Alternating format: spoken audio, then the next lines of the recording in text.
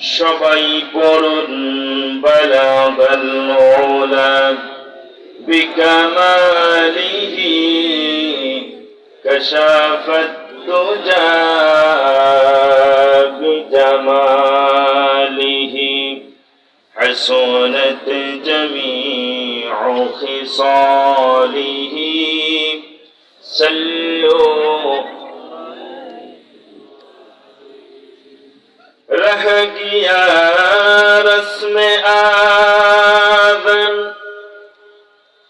नाराहे रूह बिलाली फलसफा रह गया तलक़ी गज़ाली नहरही बलागल उला بكماله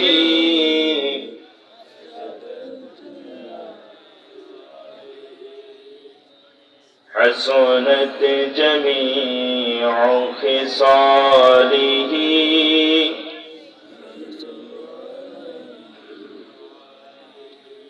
হাজার ব্যথা বেদনার পরে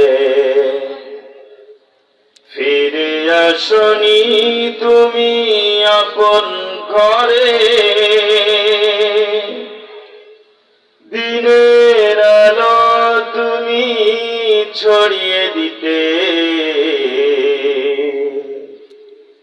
চলে গেলে মদিনায় মক্কা ছেড়ে হে রাসূল তোমাকে ভুলি আমি কেমন করে হে রাসূল তোমাকে ভুলি আমি কেমন করে। কি রাসূলের শানে এই নাতটা একটু বলা যাবে না? একটু মহব্বতে রাসূলের মহব্বতে ইশক দিয়ে মহব্বত দিয়ে কণ্ঠে দরদ দিয়ে একটিবার রাসূলকে একটু নাত জানাই। একটু আমার সঙ্গে পড়েন, হে রাসূল তোমাকে ভুলি আমি কেমন করে। খেয়ে না খেয়ে দিন প্রচারের কাজে নিজেকে দিয়েছ বিলিয়ে, তাইফের কাফিররা চিনল না এ আলো, দুষ্ট ছেলেদের পিছু দিল লেলিয়ে। পাথরের আঘাতে ক্ষত বিক্ষত হলো, পাথরের আঘাতে ক্ষত বিক্ষত হয়ে সারা শরীর থেকে রক্ত ঝরে। হে রাসূল তোমাকে ভুলি আমি কেমন করে। হে রাসূল তোমাকে ভুলি আমি কেমন করে। হাজারো ব্যথা বেদনার পরে ফিরে আসনি তুমি আপন ঘরে, দিনের আলো তুমি ছড়িয়ে দিতে চলে গেলে মদিনায় মক্কা ছেড়ে। হে রাসূল তোমাকে ভুলি আমি কেমন করে। হে রাসূল তোমাকে ভুলি আমি কেমন করে। হে রাসূল তোমাকে ভুলি আমি কেমন করে।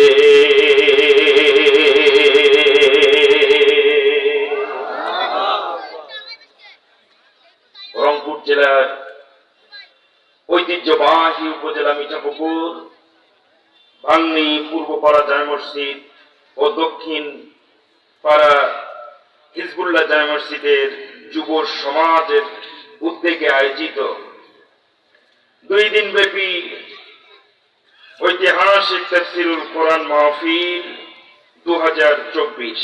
আজকের এই 2 দিন ব্যাপী তাফসীরুল কোরআন মাহফিলের প্রথম রজনীর সম্মানিত সুযোগ্য সভাপতি আপনাদের সকলের সুপরিচিত ভাগ্নি পূর্বপাড়া জামে মসজিদের সম্মানিত ইমাম হযরত মাওলানা ফজলুর রহমান সাহেব।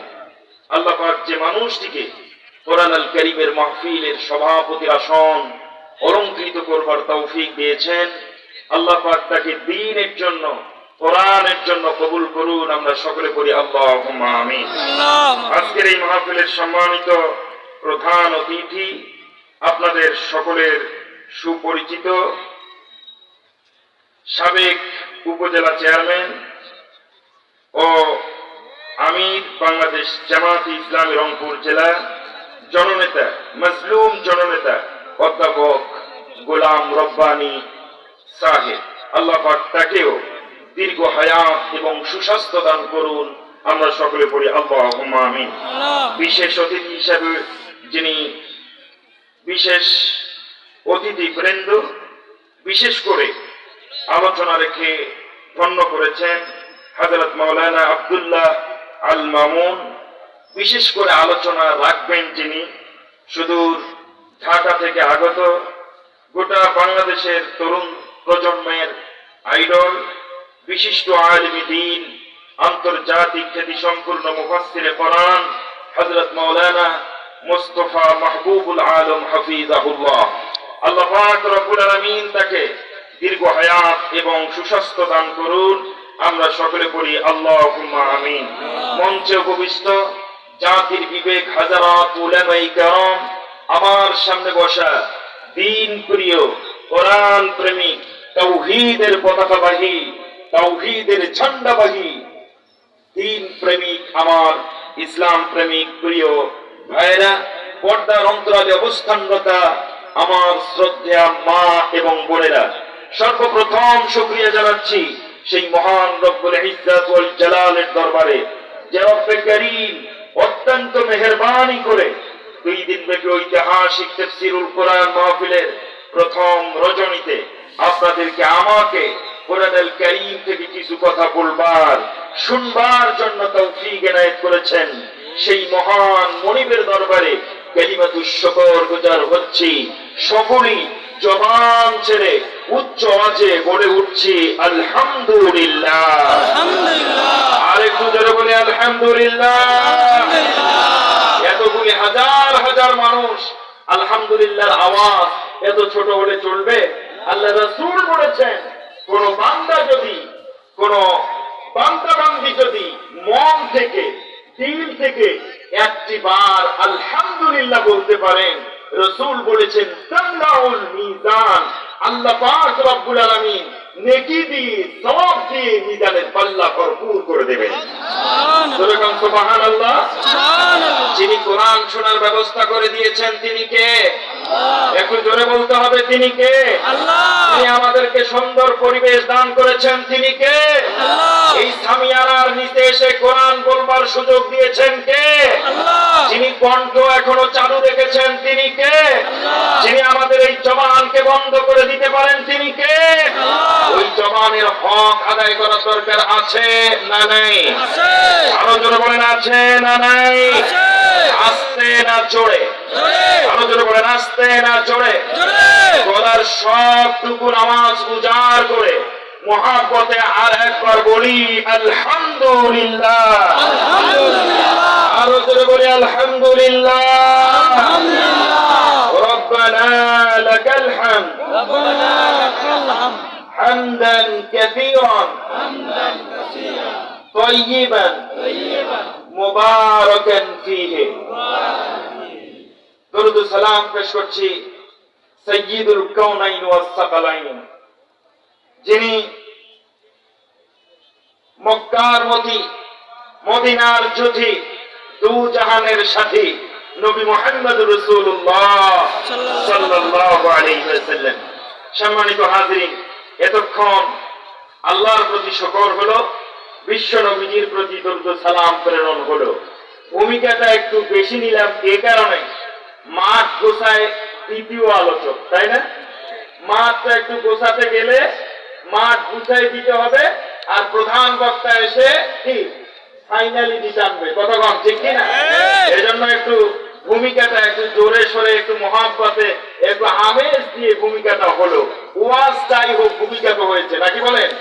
যার সূচনা শুরু, যার সূচনাটা ভালো তার শেষটাও ভালো। আরো জোরে বলেন, যার সূচনাটা ভালো তার শেষটাও ভালো। একটা আলোচনা হবে, কোরআন থেকে আলোচনা হবে, শুরুতে যদি আল্লাহর শুকরিয়া না হয়, রসুলের প্রতি যদি দরুদ পাঠ না হয়, ওই আলোচনায় কোনো বরকত থাকে না। আরো জোরে বলেন, থাকে না। সম্মানিত বন্ধুরা, আলোচনা যতক্ষণই চলুক, নরম না গরম? একটু আওয়াজ দিয়ে বলেন, নরম না গরম? শুধু গরম আউল ফল দিয়ে হবে না, কোরআন দিয়ে গরম হবে আজকে, ঠিক কিনা? কোরআন এমন একটি কিতাব, সেই কোরআনের আয়াত তেলাওয়াত করলে মানুষ আর নরম থাকে না, গরম হয়ে যায়। কথা বলেন, যাদাতুহুম, কথা বলেন না কেন? যাদাতুহুম ঈমানা, ঈমানি পাওয়ার যদি বাড়ে, ঈমানি পাওয়ারের চাইতে কোন পাওয়ার এই পৃথিবীতে আরো আছে না? আরো জোরে বলেন, আছে না? রাসায়নিক বোমার পাওয়ার ঈমানের পাওয়ারের চাইতে কি বেশি? আরো জোরে বলেন, বেশি না? অনেক বেশি ঈমানি পাওয়ার, কথা বলেন ঠিক কিনা? দুনিয়াতে যত পাওয়ার আছে, সব পাওয়ারের চাইতে যেই পাওয়ারটা, সেটা হচ্ছে ঈমানি পাওয়ার, কথা বলেন ঠিক কিনা? আজকে আলোচনা হবে যে মুমিনদের গুণাবলী কি এবং মুমিনদের পাওয়ার কি, কথা বলেন ঠিক কিনা?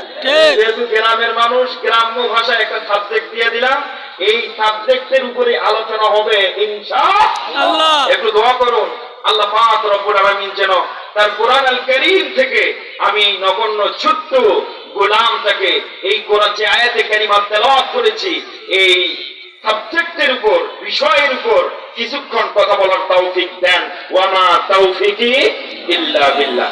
সম্মানিত বন্ধুগণ, আপনারা জানেন যে আজ থেকে 5ই অক্টোবরের পরে স্টেজে উঠে মুখ খুলে একটু হৃদয় দিয়ে দিল থেকে কথা বললেও আলিম ওলামারা একটু ভয় পাইতো, কথা বলেন না কেন? কারণ যদিও ভয় লাগতো না, তারপরেও ভয় পাইতো। হ্যাঁ, কিন্তু এখন কি আরো ভয় আছে? আরো জোরে বলেন, আছে? যারা এতদিন আমাদের জবানকে চেপে ধরবার চেষ্টা করেছিল, যারা এতদিন আলিম ওলামাদের কণ্ঠকে নিভায় দেওয়ার জন্য ষড়যন্ত্র করেছিল, যারা এতদিন কোরআনের মাহফিল গুলোকে বন্ধ করে দিয়ে এই দেশে গানের মঞ্চ, উলঙ্গ মেয়েদেরকে নিয়ে এসে নাচানোর ষড়যন্ত্র করেছিল, আল্লাহ পাক তাদেরকে বিদায় দিয়ে কোরআনের পাখিদেরকে কোরআনের মঞ্চে মুক্ত মঞ্চে উজাড় কণ্ঠে কোরআনের কথা বলার সুযোগ করে দিয়েছে। বলেন ঠিক কিনা? এটা আপনার ক্রেডিট নয়, এটা আমার ক্রেডিট নয়। রংপুরের আবু সাঈদের জীবনের ত্যাগের মাধ্যমে, মুগ্ধের জীবনের ত্যাগের মাধ্যমে, কোলের বাচ্চা পর্যন্ত যেখানে রেহাই পায় নাই, ছোট সন্তান মায়ের দুগ্ধ শিশু সন্তান থেকে শুরু করে, গর্ভধারিণী মা থেকে শুরু করে, আবাল বৃদ্ধা বনিতা সহ এই দেশটাকে রক্ষার জন্য গণ বিপ্লবের মাধ্যমে যারা কোরআন পড়ার সুযোগ করে দিয়েছে, শুরুতে ওই শহীদদের জন্য শুকরিয়া আদায় করে আজকে আমি এই মাহফিল শুরু করতে চাই। ও মিঠাপুকুর ভাগ্নির ভাইরা, আমি শুরুতে বলতে চাই, আবু সাঈদ এবং মুক্ত যেমন জান দিয়ে প্রাণ দিয়ে আমাদেরকে উন্মুক্ত কোরআনের মঞ্চ দান করেছে, ভবিষ্যতে আর কোনদিন যদি আবু জাহিল শক্তি, নমরুদ ফিরআউনি শক্তির কেউ যদি কোরআনের মঞ্চে বাধা দেয়, আলিম ওলামাদের বিরুদ্ধে ষড়যন্ত্র করে, আলামের আলিম ওলামাদের কণ্ঠকে যদি কমায় রাখতে চায়, তোমরা কারা কারা আবু সাঈদের মতো, মুক্তের মতো জান দিয়ে প্রাণ দিয়ে বুলেটের সামনে বুককে পেতে দিয়ে ইসলাম এবং কোরআনকে রক্ষা করতে রাজি আছো? ও ভাগ্নি ভাইয়েরা,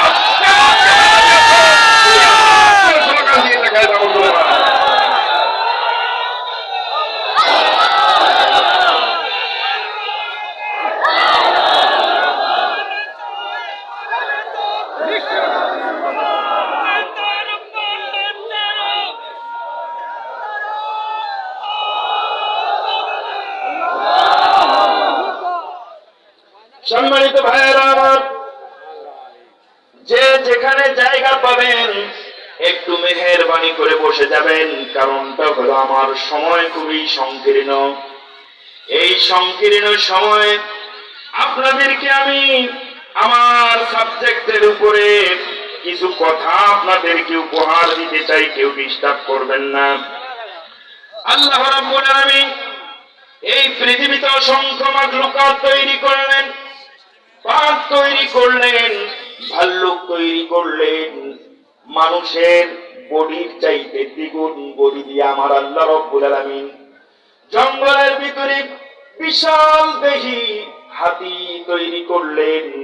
শুধু তাই নয়, আল্লাহ রাব্বুল আলামিন, আল্লাহ পাক রব্বুল আলামিন সমুদ্রের ভিতরে বিভিন্ন প্রজাতির প্রাণী তৈরি করেছেন।